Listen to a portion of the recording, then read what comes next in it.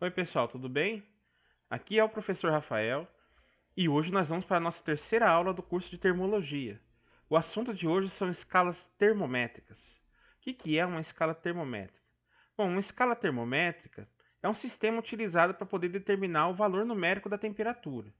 A gente viu nas aulas anteriores que a temperatura ela mede o estado de agitação das moléculas de uma substância.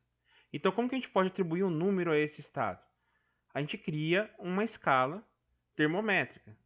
Para construir uma escala termométrica, a gente precisa atribuir dois valores de temperatura. A gente viu na aula passada que para a gente poder graduar um termômetro, a gente utiliza uma escala termométrica e que a gente tem duas temperaturas como referência. A gente até utilizou como exemplo a temperatura de um copo de café quente e a temperatura do interior da geladeira. Mas isso foi uma escolha aleatória. Então, se cada um for escolher suas temperaturas aleatoriamente, cada um vai ter um sistema de medida de temperatura. Então, vocês pensam a bagunça que vai ser. Quando eu disser que a temperatura ambiente aqui é de 30 graus Celsius, isso na escala Celsius, a pessoa pode dizer, não, mas no meu sistema de referência a temperatura é de 150 graus. E aí, como é que a pessoa vai ter noção do real valor da temperatura? Né? Então, para que todo mundo possa ter noção da temperatura, foram escolhidas escalas de referência, né, que no mundo inteiro as pessoas vão conhecer essas escalas.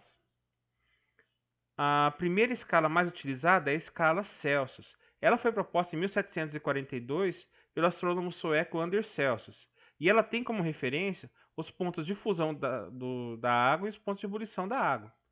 O ponto de fusão da água, ou seja, a temperatura em que o gelo derrete, foi atribuído o valor de 0 graus Celsius, e a temperatura em que a água ferve foi atribuído o valor de 100 graus Celsius. Vale destacar que o Celsius, na verdade, tinha proposto o contrário: 100 graus para a temperatura em que a água congela ou que o gelo derrete, e 0 graus para a temperatura em que a água ferve. Porém, com o decorrer do tempo, a comunidade científica decidiu que era melhor utilizar a escala Celsius da maneira como a gente conhece hoje, atribuindo a menor temperatura para o ponto de fusão do gelo e a maior temperatura para o ponto de ebulição da água. A segunda escala de referência é a escala Fahrenheit. Essa é uma escala utilizada nos países de língua inglesa, como Estados Unidos, Inglaterra, e ela foi proposta em 1717 pelo físico alemão Daniel Gabriel Fahrenheit. E para o ponto de fusão do gelo e para o ponto de ebulição da água, essa escala vai atribuir os valores de 32 graus Fahrenheit e de 212 graus Fahrenheit, respectivamente. Então, se o Celsius chama a temperatura em que que o gelo derrete de 0 graus Celsius, o Fahrenheit chama essa mesma temperatura de 32 graus Fahrenheit, ou seja, é a mesma temperatura, porém foram atribuídos valores diferentes em cada escala. A próxima escala é a escala Kelvin. Essa é a escala do Sistema Internacional de Unidades. É aquele que diz que a distância tem que ser medida em metros, que o tempo tem que ser medido em segundos. Também diz que a temperatura tem que ser medida em kelvins. É a unidade oficial do Sistema Internacional de Unidade. Essa escala ela se baseia no zero absoluto, ou seja, a temperatura em que você não pode mais diminuir a energia das moléculas, ou seja, é a menor temperatura possível. É o menor estado de agitação possível para uma substância, para as moléculas de uma substância. Então, o Kelvin atribuiu para essa temperatura o valor de 0 graus Kelvin. Na escala Celsius, essa temperatura equivale aproximadamente a menos 273,15 graus Celsius. Ou seja, não tem como você conseguir uma temperatura menor do que menos 273,15 graus Celsius, ou 0 Kelvin. Então isso significa o quê?